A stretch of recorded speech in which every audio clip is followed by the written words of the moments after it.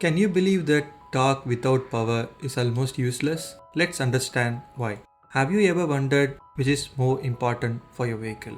Is it higher torque or higher power? Well, it actually depends on what you are trying to achieve. To answer that, let's first understand what torque and power really mean. In simple terms, torque is just a rotational force. To visualize this, imagine you are tightening a bolt using a wrench. You apply a force on the wrench to rotate the bolt. The force you apply with your hand is just a linear force. The torque doesn't depend on that force alone, but also on the length of the wrench. The longer the wrench, the more torque you can generate with the same amount of force. That's why torque is calculated as.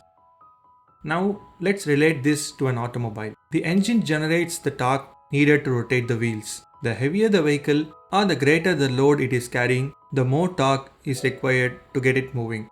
Now let's understand power. Power tells us how quickly a work can be done. Imagine you have to move a few boxes from point A to point B. If you finish the job in 10 minutes, you will need much more power than if you took an hour. The work done is exactly the same, only the time has changed. That's why power is calculated as.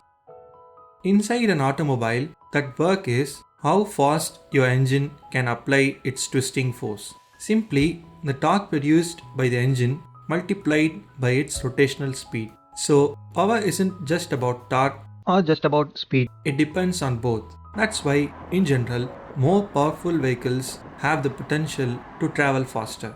So, what's the real difference? Torque determines how much load your vehicle can pull. Power determines how quickly it can pull that load. In other words, you need higher torque to move heavier loads, and you need higher power along with the torque to move the same load at higher speeds. So the next time you hear someone talking about torque or power, you will know exactly what those numbers really mean. If you enjoyed this comparison, hit that subscribe button and let me know in the comments which type of engine suits your driving style better. I'll see you in the next video. Cheers.